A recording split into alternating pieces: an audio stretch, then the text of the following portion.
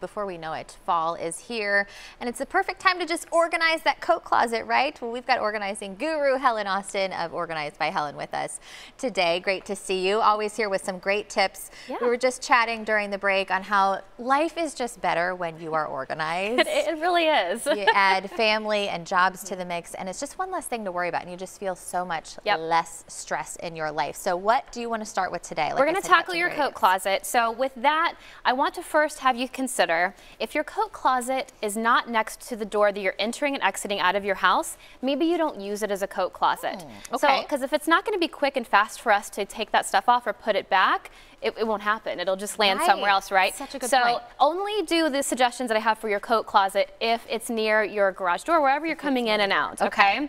Which could be a front door as well. And then secondly, the biggest mistake with coat closets is that people try to store everything in there, like every coat they possibly own, right? That's so it should only hold the coats that you use on a day-to-day, maybe weekly basis. Now, if you live completely alone, you might be able to store all of your coats and whatever else in there, but most of us have multi-people households, so don't have them there. So first thing, purge it, go through it. Pull out the few coats that you actually use day to day or weekly, and the other items that you think you're going to use day to day or weekly. And then the next thing is to, I ditch the hangers. Hangers take forever to use in a coat closet. We want to use them in our coats or in our actual closets, but in this instance, get rid of them.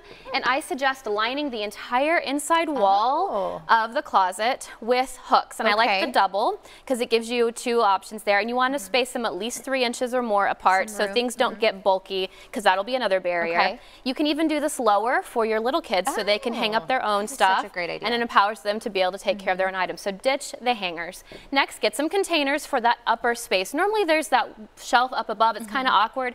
So depending on how much space you actually have to pull things down or not, measure and then get some containers that work well. If you have ones that are clear, like this one, so much better. You want that extra vantage point, and then label if you have, you know, that capability. Labeling is huge too. I feel like if you just take the time to do that, like I said, it'll keep you organized for the long run. You and everyone else. Hopefully it's that communication point where we'll be like, just go in the closet and read it. Exactly. I don't have to tell you. It says it. The other thing you see, I bring these in almost every time, but they're so amazing. I counted, I think I told you I had 7 in my house. So I use them a lot, and these are great. So in winter season, all those gloves and your hat and scarves and all those really things that are actually kind of hard and get disheveled and you lose a glove, which is really annoying.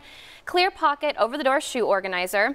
And this hangs all the way down. I just have it pulled up. But your gloves, I'll do a whole row per kid, and they put those back in there, and the low ones can be for the little kids. I love and that. You can see it, grab it, access what you need. And then those other random items, if you're a runner, I like to put like my running gear in this, and those extra things that you might just need to help corral all of the stuff that comes in and out. A space saver too. And why do we always end up with one glove? Because that is me. I don't know if it's like end of season, weather's getting warmer, just throw this to the side. But it keeps you from doing that because you're organized. This is where it's always going to be. And then when you do end up with a chilly day that just kind of comes out of nowhere, you can go right to it. You know where to find it, and your kids have what they need, and they also are going to learn how to put stuff away, and maybe your spouse will learn how to put stuff away. Maybe your spouse will learn too. And start the kids at a young age, right? You want to teach those good habits. Absolutely. So if people want to get in touch with you, learn more about what you do, maybe how you can come in and just transform their space and get them organized, how can they get in touch with you? My website's organizedbyhelen.com, and you can just message us on there. We also are on Facebook, Twitter, Instagram, all of that, so you can get some really great tips, and I blog, so I love it. Feel free to follow I feel just satisfied with you being here because everything is so organized, and there's something about it that just makes me feel so good, and I know you feel the same way too. All right, be sure to head to our website for more organizing tips from Helen. We, of course, will link that to KCLive.tv later on today.